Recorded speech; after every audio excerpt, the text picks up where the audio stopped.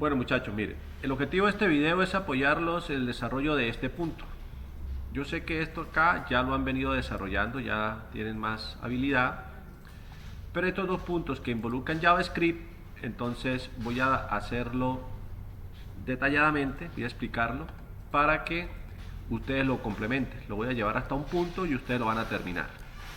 Entonces el objetivo es el siguiente, es obtener este resultado que están viendo aquí en pantalla. La idea es que el estudiante, cuando vaya a reservar un plato, al darle seleccionar le van a aparecer una opción de platos de comida: arepa con queso, caldo de carne, sopa de arroz. Si yo selecciono arepa con queso, acá se refleja automáticamente el precio. Si le doy clic en caldo de carne, de una vez cambia arroz, y cada vez que yo vaya a seleccionar un plato, él debe cambiar. ¿Listo? Entonces vamos a ver cómo hacemos esa parte. Entonces lo hacemos de la siguiente manera.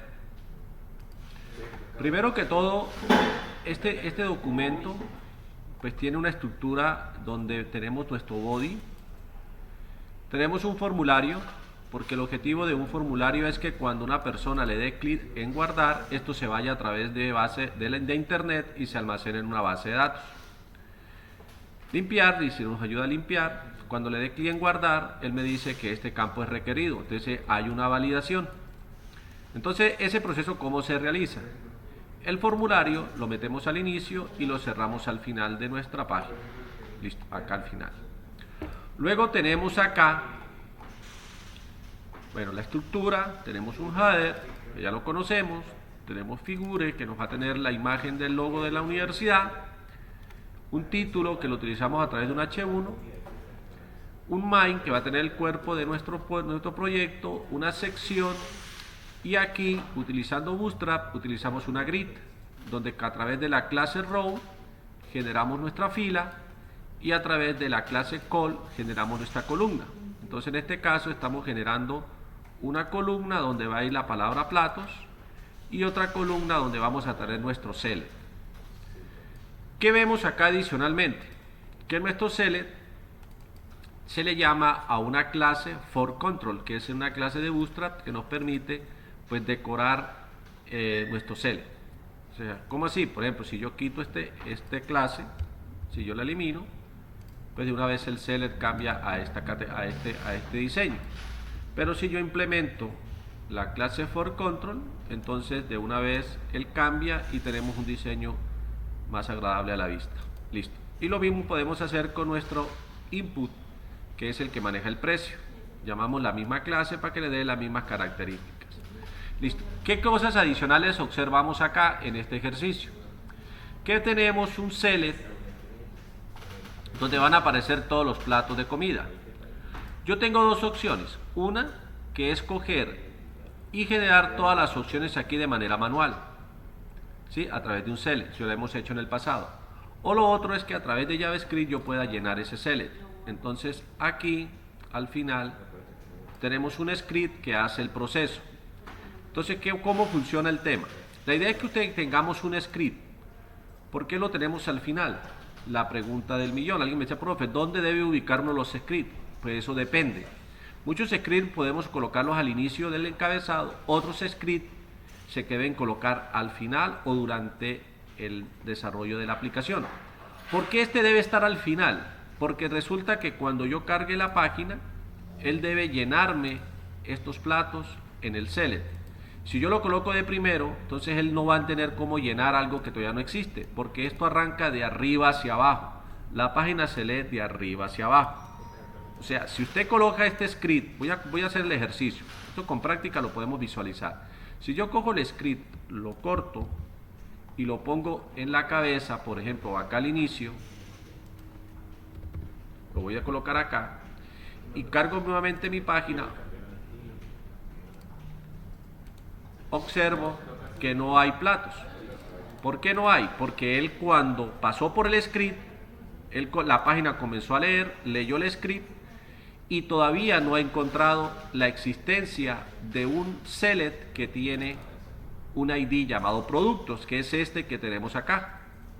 Entonces, por esa razón, sencillamente, al no encontrarlo, él no tiene nada que llenar. Entonces, por eso es que el script se debe poner al final para que él, cuando cargue la página de arriba hacia abajo, pues esto es un algoritmo, acuérdense que esto va de arriba hacia abajo, él lee de arriba hacia abajo, entonces cuando él ya cargue, entonces ya él necesitaría el script en la parte de abajo.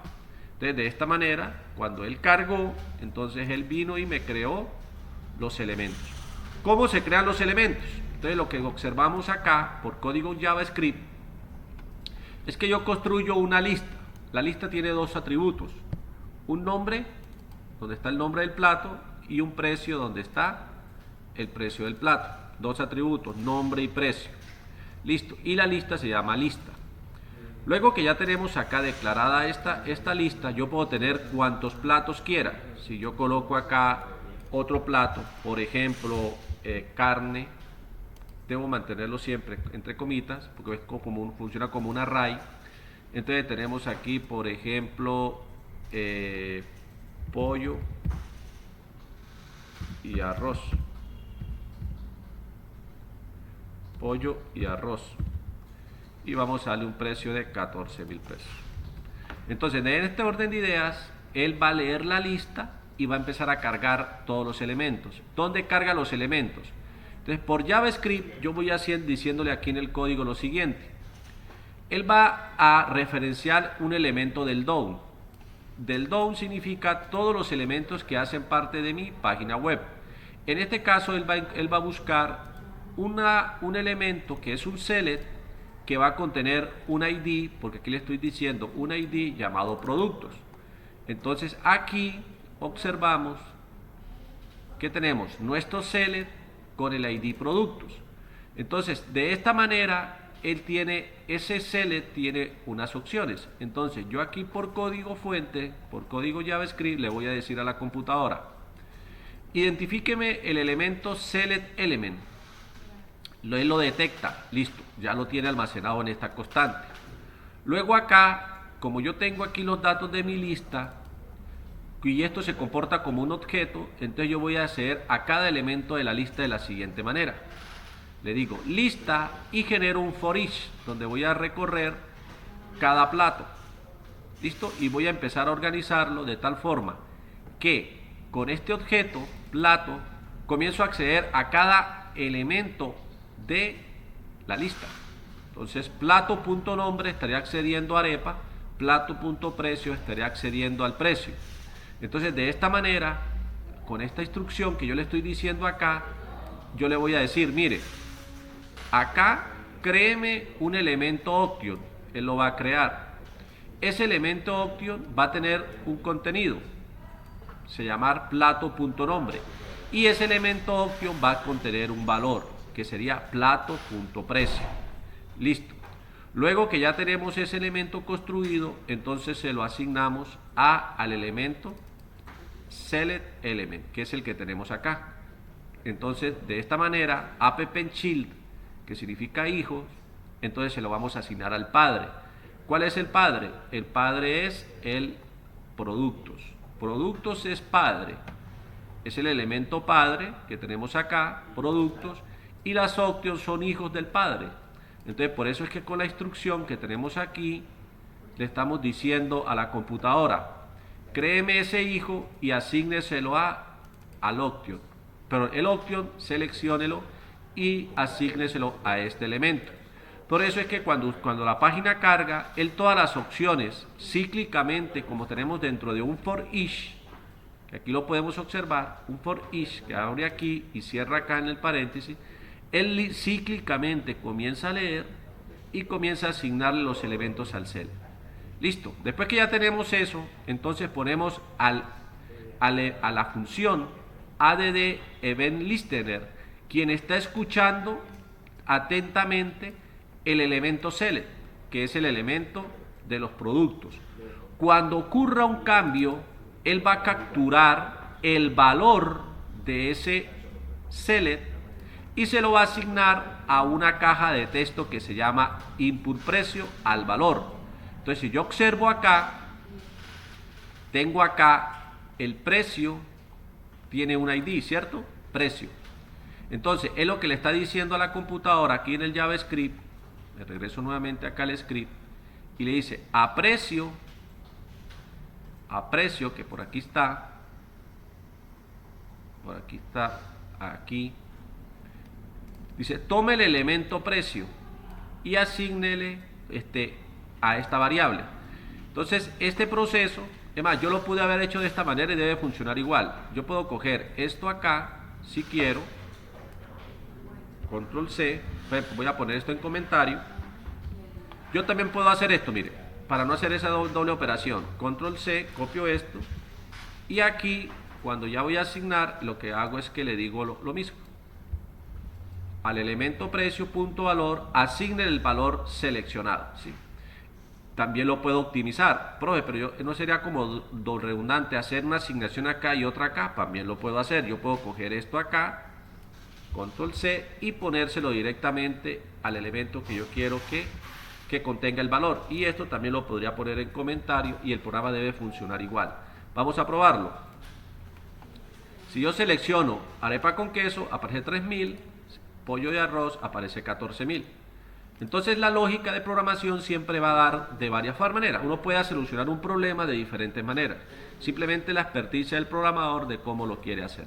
Entonces aquí tenemos el script que nos permite a nosotros poder leer los platos. Entonces, si ustedes necesitan más platos, ya saben cómo los pueden agregar. ¿Listo? Tenemos el elemento que contiene los platos.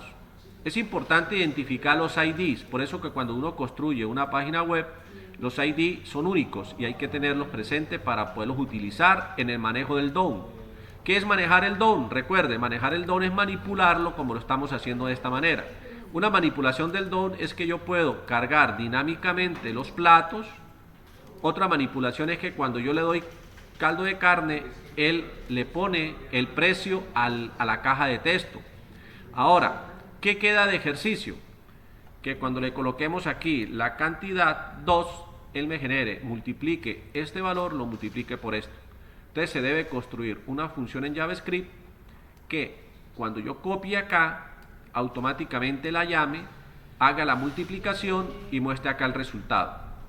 Y adicionalmente hay una condición que es importante tenerla presente, que es que una persona no puede comprar más de 2 platos. Entonces si yo, por ejemplo, coloco aquí, coloco 3, debe mandarme un mensaje diciéndole, error, no puede comprar más de 3 platos, más de 2, y colocar 2 o colocar 1 y debe funcionar el problema. ¿Listo? Entonces ahí tenemos esta opción. Yo les voy a mandar aquí al WhatsApp, al chat del equipo, para que lo tengan de ejemplo y puedan terminar ese punto. Y este punto pues les va a servir para el primero, porque el primero la lógica es muy similar. Pues la idea es que yo seleccione el evento y al seleccionar el evento aparezca la fecha, la hora y el lugar del evento. ¿Listo? Quedamos QAP.